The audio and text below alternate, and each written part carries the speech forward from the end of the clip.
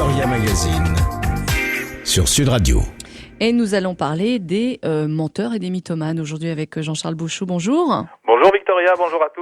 Vous êtes psychanalyste, formateur dans la région d'Arles et de Montpellier. Vous êtes aussi l'auteur de La pulsion et des pervers narcissiques aux éditions Erol. Et nos auditeurs et auditrices peuvent vous poser leurs questions sur votre blog www.temenos.unblog.fr. Comme je le disais, aujourd'hui nous allons nous intéresser bien aux menteurs et aux mythomanes. On va d'abord commencer, si vous le voulez bien, Jean-Charles Bouchou, par le profil du menteur. Alors, c'est vrai que le mensonge semble aujourd'hui très répandu dans notre société. On a l'impression que tout le monde ment. Oui, et puis mentir un peu peut être nécessaire. Vous savez, il y a ce qu'on pourrait appeler le mensonge de confort. Par exemple, ce matin, si vous étiez de mauvaise humeur, quand vous arrivez au bureau, vous allez quand même faire un sourire à votre collaborateur, vous allez lui serrer la main, vous allez mettre, si vous voulez, devant vous un masque. Masque en grec, c'est intéressant de voir que ça se dit persona, la personne. C'est ce qui a donné la racine du mot personne. Donc, on va laisser voir ce qu'il est bon de laisser voir à l'autre, on ne va pas lui dire la vérité. Ça nous permet de nous protéger et ça permet aussi de protéger le monde qui nous entoure et qui n'a pas forcément à subir nos humeurs. Alors vous pouvez bien sûr envoyer tous vos SMS, celui d'un espace, votre message, vous l'envoyez au 71 200. Donc c'est vrai qu'on a l'impression que tout le monde ment, on le ment plus ou moins. Alors que ce soit même en couple ou au travail, vous le disiez, maintenant c'est vrai que le mensonge fait partie de notre vie quotidienne et d'après un sondage, l'on mentirait au moins 2 fois par jour, si ce n'est plus. Cela voudrait dire, Jean-Charles Bouchou, que la franchise et l'honnêteté, ça a disparu de notre vie? Oui, pas forcément. Ça peut être aussi une forme d'honnêteté, je le disais tout de suite avant, que de ne pas encombrer l'autre avec nos vérités qui sont les nôtres. Maintenant, vous avez raison, installer l'autre dans le mensonge, c'est lui nuire. Et je crois qu'on en parlera dans une émission prochaine. Il y a aussi des secrets de famille qui viennent pourrir plusieurs générations justement à partir de mensonges. Donc on ne peut pas instaurer de relations basées essentiellement sur le mensonge. Alors Jérémy Dagen, au 71 200, quelle est la différence entre quelqu'un qui ment et un mythomane? Alors lui, le mythomane, il a un gros problème. Le mythomane va mentir parce qu'il ne supporte pas sa propre image. Alors il va tout simplement s'inventer un personnage. Ou des personnages, ça dépend. Parfois plusieurs personnages. Alors c'est vrai que nos parents, ils commencent à nous mentir dès le plus jeune âge avec le Père Noël. Ça a été une grande question qui avait été débattue avec une amie à moi, qui en voulait terriblement à ses parents, justement, de lui avoir laissé croire au Père Noël. Et puis vous avez d'autres gens qui trouvent que ça, non, au contraire, c'est charmant, ça favorise l'imaginaire des enfants. Donc j'ai l'impression qu'il y a autant de théories qu'il y a de personnes qui réfléchissent à ce sujet. En même temps, on continue des fois adulte à croire au Père Noël. Oui, un petit peu. Donc c'est pas plus mal parfois. Clairement, non. Oui. Est-ce que justement ces mensonges, ça embellit la vie? Ça peut embellir la vie, c'est ce que j'appelais tout à l'heure le mensonge de confort. Ça peut faire tendre vers quelque chose de suffisamment beau, ou alors, encore une fois, on respecte l'autre en ne lui faisant pas partager tout ce qui pourrait être toxique pour lui. Et puis il y a le mensonge, à l'inverse, quand il est prégnant, quand il est prédominant dans nos vies, qui va pourrir la vie de notre entourage. Alors justement, ça nous fait passer tout de suite à la mythomanie, bien différente du simple mensonge. D'ailleurs, à ce propos, un auditeur vous a envoyé un mail au www.temenos.unblog.fr. Alors, qu'est-ce qu'il vous dit ce mail? Alors, on va l'appeler Christian. Christian m'écrit ça. Il me dit, voilà 4 mois que je partage ma vie avec un homme. Il a 19 ans, j'en ai 29. Il m'a fait croire qu'il avait hérité d'1 million d'euros, qu'il avait hérité d'une société et d'une ferme en Australie. Ah, carrément. Oui. Remarquez, plus c'est énorme, apparemment, plus parfois ça passe ou pas? Oui, alors ce que me dit Christian, c'est la précision de ses propos, ainsi que les papiers type testament. C'est-à-dire que le jeune homme a présenté les papiers qu'il m'a montrés, m'ont fait croire en lui. Et je me suis rendu compte au fur et à mesure qu'il me mentait. Donc il ajoute que son ami était capable de lui montrer des devis parce qu'il allait acheter une voiture, parce qu'il s'était acheté une maison. Il visitait des maisons, il signait des compromis qu'il annulait au bout d'un mois. Donc il s'était complètement créé une vie. Christian a fini par s'apercevoir que son ami en fait avait une enfance très difficile, qu'il avait été élevé dans un foyer pour enfants, c'est-à-dire qu'en fait... Mais est-ce que c'est vrai ça?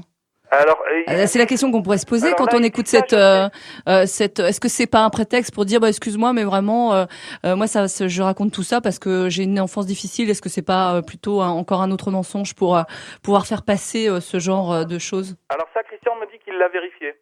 Il a pu aller vérifier puisqu'ils ont visité ensemble le foyer pour enfance.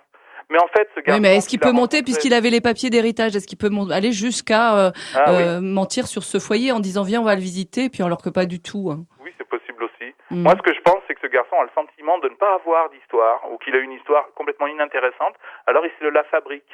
On appelle ça des gens en psychanalyse, on les appelle as if. C'est un mot anglais qui veut dire qu'ils font comme si. Ils s'inventent un personnage auquel ils finissent par adhérer, auquel ils finissent par croire. Hein. D'ailleurs, il y avait eu un film qui avait été fait par Steven Spielberg, Cours après moi si tu peux, avec Leonardo DiCaprio, et c'est basé sur une histoire vraie d'un homme qui s'invente au départ une histoire. Alors il est et ça marche en plus. C'est-à-dire qu'il fait croire qu'il est chirurgien, mais il va se retrouver embauché par un hôpital sur une table d'opération. Il fait croire qu'il est pilote de ligne. Et à la fin, il va devenir faussaire et fabriquer de la fausse monnaie, je crois, et des faux papiers. Plus proche de nous, en France aussi, hein, il y a une histoire vraie comme ça, où l'homme avait été licencié, il faisait croire qu'il travaillait à Genève. Ça aussi, il a tué toute sa famille, parce qu'il empruntait bien sûr beaucoup d'argent. Oui, c'est l'adversaire. C'est l'adversaire, exactement. C'est une histoire terrible, qui est une histoire vraie. Donc on voit avec Daniel Auteuil, je crois. Daniel Auteuil, tout à Absolument. fait. Oui. Donc ça peut mener loin parce qu'à la fin, il assassine sa femme, ses enfants, ses beaux-parents, ses parents. Oui. Enfin, je crois que ça a été un carnage. Il ne supportait pas qu'on puisse découvrir que son personnage était faux. Alors justement, comment repérer un mythomane ? Comment, pardon ? Repérer un mythomane, comment faire ? Parce que des fois, les mensonges sont tellement bien ficelés, comme ce jeune homme là, je ne sais pas, enfin qui a hérité tout ça, il avait les papiers à l'appui, il a monté tout un stratagème pour faire croire tout ça. Oui, il a fabriqué son propre personnage. Heureusement, c'est quelque chose de rare. Alors là, pour le repérer, je n'ai aucune piste. Le seul conseil que je peux donner à Christian, c'est de partir, parce que Christian me pose à la fin de son mail la question: comment puis-je l'aider ? Vous ne pourrez pas l'aider, parce que le seul qui pourrait l'aider serait un père de substitution. On avait eu, rappelez-vous, quand on a fait l'émission sur les pervers narcissiques, quelqu'un qui avait appelé, qui disait: j'étais un pervers narcissique jusqu'au jour où j'ai rencontré un pasteur. Et je lui avais dit: mais un pasteur, c'est un père aussi. On les appelle comme ça. Dans le film avec Leonardo DiCaprio, il s'en sort à la fin parce que le policier du FBI se comporte comme un père, et il le met en prison, et ensuite il l'en sort et il va travailler pour le FBI. Mais on ne peut pas être en même temps le père, le thérapeute et l'amant. Oui. Il y a un choix à faire. Donc on ne peut pas en tant que conjoint aider l'autre. Et en plus, est-ce que même si bon, je sais pas s'il il a découvert, hein, donc Christian, que tout était faux. Est-ce qu'il peut, même si l'autre lui dit je promets, je ne mentirai plus, est-ce que c'est possible ? Non, ça ne paraît pas possible. Là, au point où ils en sont, c'est allé beaucoup trop loin. Christian ne peut que renvoyer à l'autre: je ne suis pas dupe, je vois que tu me mens. Et l'autre finira par partir parce que c'est insupportable. Qui partira ? Je pense que Christian aurait intérêt à partir, mais apparemment c'est pas son intention. Lui, ce qu'il voudrait, c'est soigner son ami. Je pense que son ami, lorsqu'il comprendra que l'autre n'est plus dupe, ne le supportera pas. J'espère qu'il n'en arrivera pas comme Daniel Auteuil. Mais pour avoir ah oui, effectivement, c'est-à-dire d'aller. Est-ce qu'il serait capable, par exemple ? Je crois pas dans le message que j'ai reçu. Bon, il faut suivre l'affaire en tout cas. Roland Delavore au 71 200, j'ai vraiment l'impression que mon frère est mythomane. Il lui arrive toujours quelque chose de formidable, mais on ne le voit jamais. On voit jamais ce qui lui arrive. Comment faire pour savoir si ce qu'il raconte est vrai ? Est-ce que c'est indispensable de savoir si c'est vraiment vrai ou pas ? Quel intérêt de savoir si c'est vrai ? Je crois que le frère de ce monsieur a un problème, c'est qu'il a une image qui n'est pas suffisamment bonne à ses propres yeux, alors il s'en invente une autre. C'est sans doute confortable pour lui. À ce que j'en entends, ça ne doit pas être très dérangeant non plus pour l'entourage. Donc, pourquoi pas continuer d'écouter ses mensonges en lui disant oui.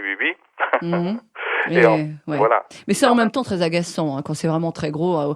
Et puis, c'est vrai qu'on a l'impression que tant un petit mensonge comme ça qui passe, ça va. Mais quand c'est énorme, au bout du compte, on se sent un peu trahi. Et puis, on a l'impression qu'on nous prend un peu pour des êtres stupides. Tout à fait, oui. On a l'impression d'être comme sur des sables mouvants. On ne sait pas où est la réalité, où est le fantasme. Et on peut s'y perdre, effectivement. Ça devient dangereux. Surtout dans les relations de conjoints, c'est là où je pense que c'est le plus difficile. À ce moment-là, il faut partir. Ah oui. Alors, Catherine de Nîmes, peut-on devenir mythomane à n'importe quel âge ? Est-ce que déjà, les enfants ont déjà une proportion au mensonge, bien sûr, hein, ça c'est normal, mais est-ce que si ça vient pathologique, comment ça se passe ? Ça prend naissance dans l'enfance, évidemment. Le petit enfant, lui, va vous raconter comment est-ce qu'il parle avec son ami invisible, ou comment est-ce qu'il a une discussion avec son nounours. Donc il s'invente une vie, ça c'est normal. C'est du côté de la créativité, c'est ce qu'on appelle un espace transitionnel. C'est-à-dire qu'il va nous faire passer de la toute petite enfance à l'instauration à la prise de place dans la société. Mais si ça perdure, c'est là où ça devient pathologique. Donc ça remonte à la petite enfance effectivement. Et c'est un stade qui n'aura pas été dépassé à ce moment-là. Alors l'enfant qui s'invente par exemple où ses parents sont divorcés, il veut pas le dire, ou il s'invente son père qu'il est là, et sa mère ils sont partis en week-end aux Caraïbes ou je ne sais pas quoi, toutes ces belles histoires, c'est pas très grave. Ça dépend à quel âge, mais dans la toute petite enfance, non, c'est pas très grave, c'est même plutôt rassurant. C'est que l'enfant réagit en fait. Benoît de Montpellier, est-ce que la mythomanie se soigne rapidement ? Non, la mythomanie, elle est profondément ancrée dans un narcissisme qui est profondément défaillant. Et là, il va falloir qu'on rencontre un thérapeute qui a la capacité à aider la personne à se renarcissiser, c'est-à-dire à retrouver une image au plus vrai de la réalité, au plus près de la réalité. Est-ce que ça peut être une sorte de perversion ? Au sens large, oui. Quand le menteur, enfin le mythomane, il prend plaisir, hein, parce que c'est un plaisir aussi que les gens gobent, non ? Oui, bien sûr. Oui, tout à fait. Encore que le as-if, il finit par y croire à son image. C'est-à-dire que lui, il va finir par perdre pied de la réalité. Il va se diriger petit à petit vers une forme de schizophrénie. Donc, quand on a dans sa vie un mythomane, parce que des fois on s'en rend pas compte tout de suite, mais au bout d'un moment on s'en rend compte, parce que souvent, en plus, les mythomanes n'ont pas beaucoup de mémoire, ils racontent tellement d'histoires que des fois ils se perdent. Sans se contredire. Il faut partir. Oui, il vaut mieux partir, oui, tout à fait. Vaut mieux quitter la personne. Oui, on ne peut rien pour elle. Le conjoint, l'ami ne peut rien pour la personne, c'est certain. Un thérapeute, quelqu'un de neutre, quelqu'un qui a suffisamment de distance, lui pourra peut-être essayer. Est-ce que des fois on peut arriver aussi à l'internement ? Dans les cas les plus graves, oui. Parce que la perversion est un rempart contre la schizophrénie, c'est-à-dire qu'en fin de compte, la personne n'a pas d'image d'elle-même. Et lorsqu'elle va se retrouver face au manque, si le rêve, la mythomanie n'est pas suffisant pour contenir la folie, à ce moment-là, c'est le délire qui va venir prendre la place. Très bien, bon, c'est noté. Jean-Charles Bouchou, merci beaucoup d'avoir été avec nous comme chaque lundi. On rappelle vos 2 livres, La pulsion et les pervers narcissiques aux éditions Erol, et aussi vous pouvez bien sûr poser toutes vos questions. Vous n'hésitez pas, www.temenos.unblog.fr. Je vous dis à la semaine prochaine, Jean-Charles. Au revoir Victoria, lundi. Et une très très belle semaine à vous.